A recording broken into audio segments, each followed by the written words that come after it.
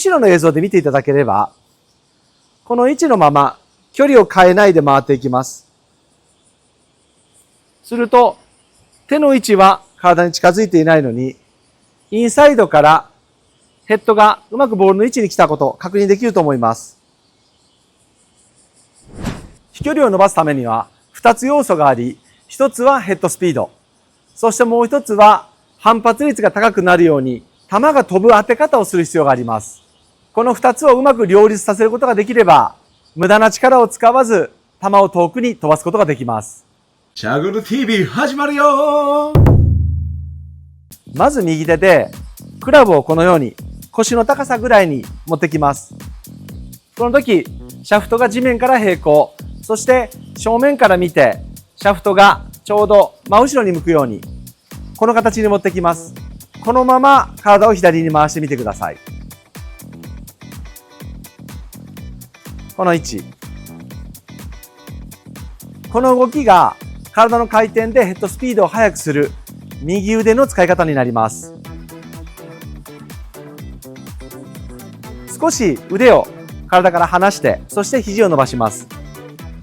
で、腰の高さに近くではなく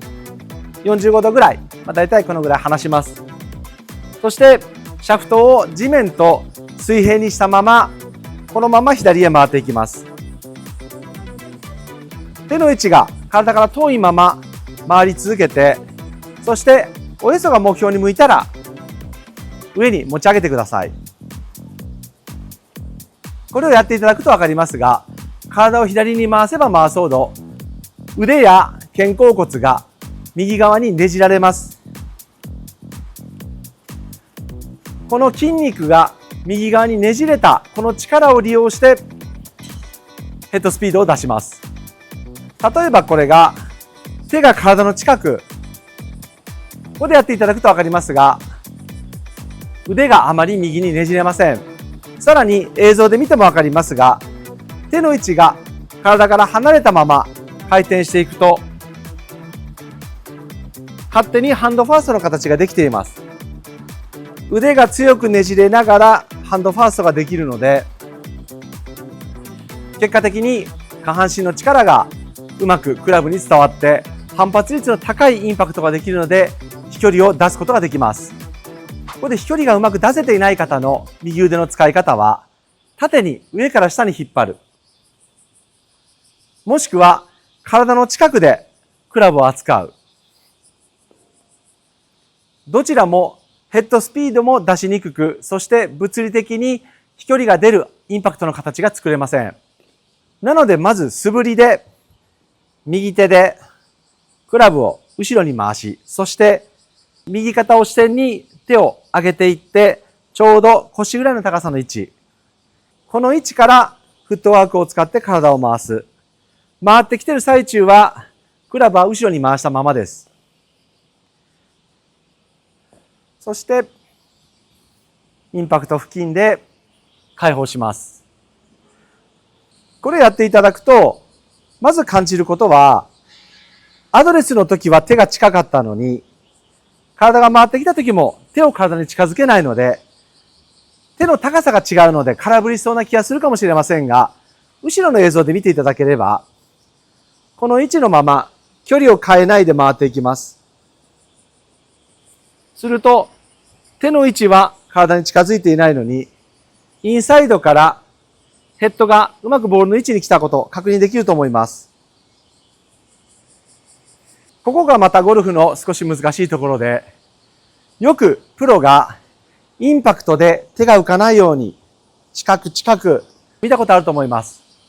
しかし、その選手が実際にスイングしているときにグリップの位置が本当に構えた位置の近くに来ているのか、手が体に近づいていないのか、見てみてください。こういうイメージをしていても、インパクトの時は手の位置がアドレスの位置よりも必ず離れていると思います。これも物理的にそうなるしかなく、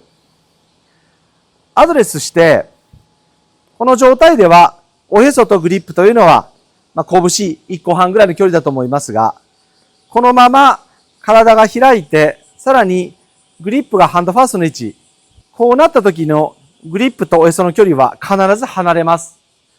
ここでグリップがおよそに近づくと単にフリップしたスイングです。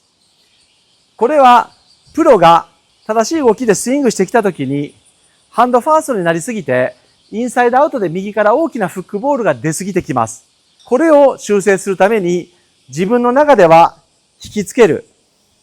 少し手の位置を低くしてハンドファーストのドアを弱めたり右プッシュを避けるために引きつけるという動きを意識している可能性が高いです。しかしそもそもハンドファーストに当たっていなかったり飛距離がうまく出ていない方はこれをやるのは NG です。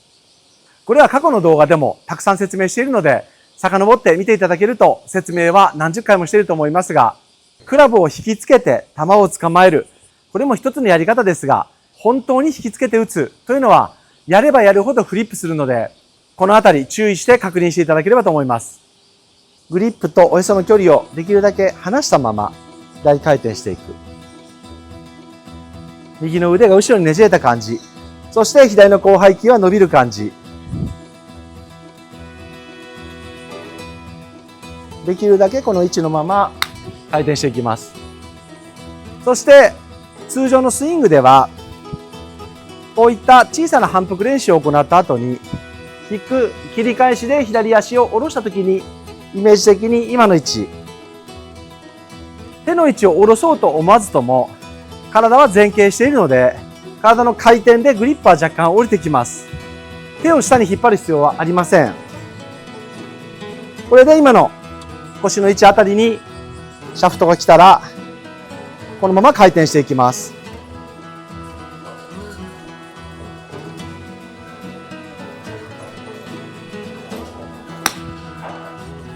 まずスイング作りは順を追って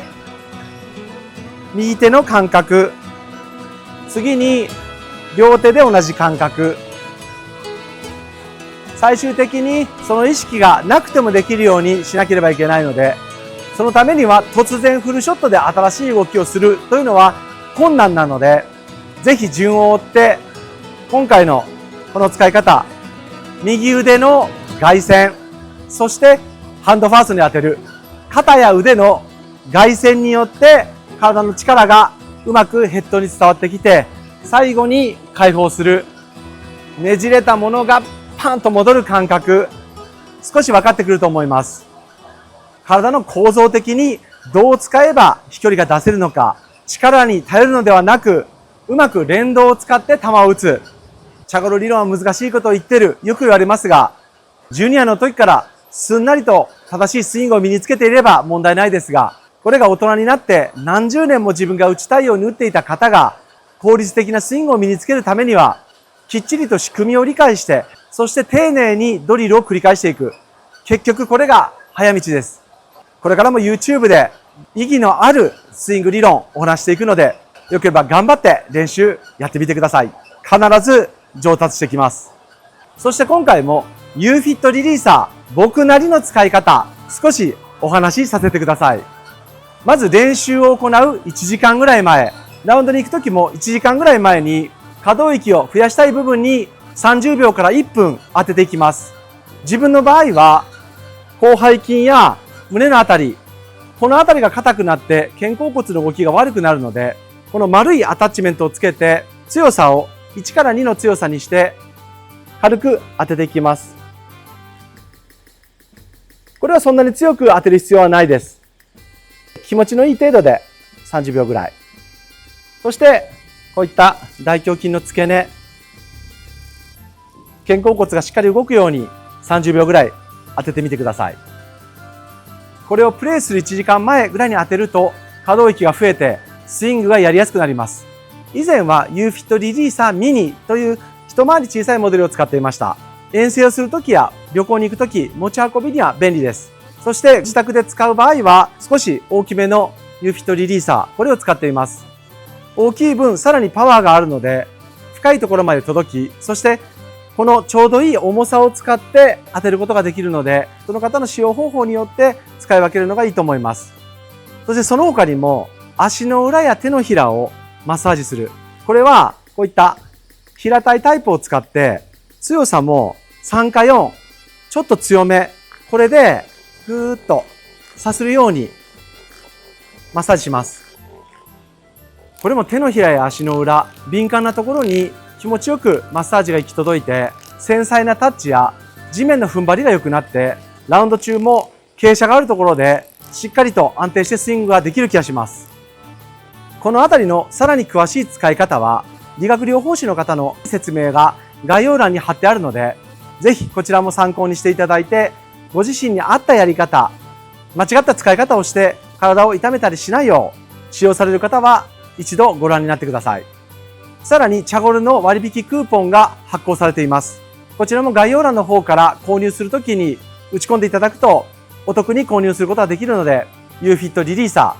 ー、多くのアスリートが使っている、僕も長年使っているこのマッサージガン、ぜひプレーの上達に役立ててみてください。最後までご視聴ありがとうございました。